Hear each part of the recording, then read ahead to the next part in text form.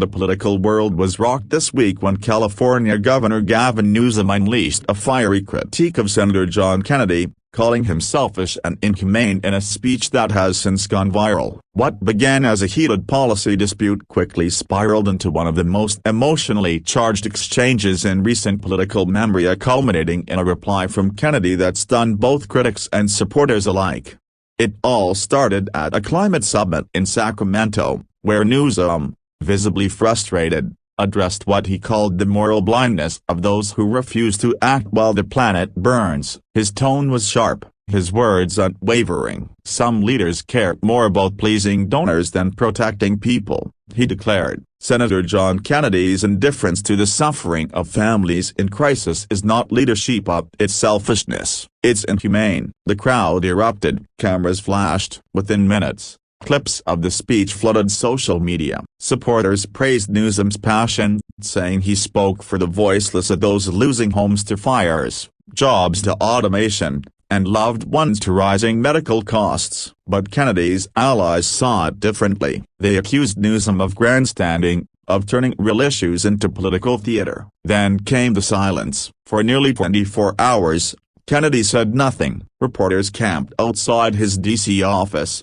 Analysts speculated on late-night shows, and Twitter turned into a battlefield. Everyone waited for a response, and when it finally came, it was nothing anyone expected. At a press conference in Louisiana, Kennedy walked to the podium without notes, his voice calm but edged with emotion. "Governor Newsom can call me selfish all he wants," he began, pausing to meet the eyes of the reporters. "But I grew up watching my father lose his farm, watching neighbors survive on nothing, and learning that compassion isn't about words, it's about listening before judging."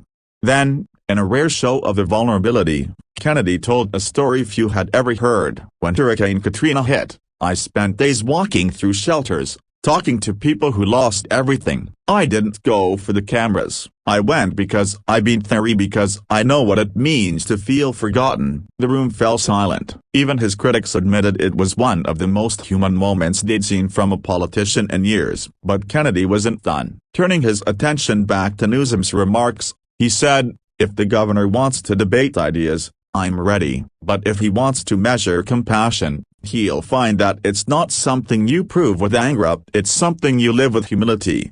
The clip spread like wildfire. Within hours, millions were sharing it across platforms. Some called Kennedy's response a masterclass in grace under fire. Others said it revealed the heart of a man long misunderstood. But perhaps the most striking outcome was how the confrontation changed the tone of the national conversation. Suddenly, both the men found themselves at the center of a broader question of what does it really mean to lead with compassion? Newsom, after facing both praise and backlash, released a statement days later acknowledging Kennedy's story. "We may disagree on policy," he wrote, "but I respect anyone who stands up for the people they serve. That's what public service should be about." In a surprising turn, Kennedy responded with equal humility. "At the end of the day," he said, "we both want Americans to thrive. Let's keep talking." What began as a political clash had transformed into a rare moment of humanity in the public arena, a reminder that even in times of division,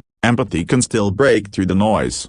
The confrontation between Newsom and Kennedy wasn't just another headline. It became a mirror for a nation tired of shouting matches and finger-pointing. It showed that strength isn't always about being loud, it's about being real. As one commentator put it during a live panel discussion, for 15 minutes, America stopped scrolling and started listening. And in a world drowning in noise, that might be the most powerful moment of all. By the end of the week, both leaders had earned something more valuable than political points. So they had reminded people that leadership, at its best, isn't about winning arguments. It's about winning back a sense of shared humanity. And in that, both men, despite their differences, left a mark that no one will soon forget.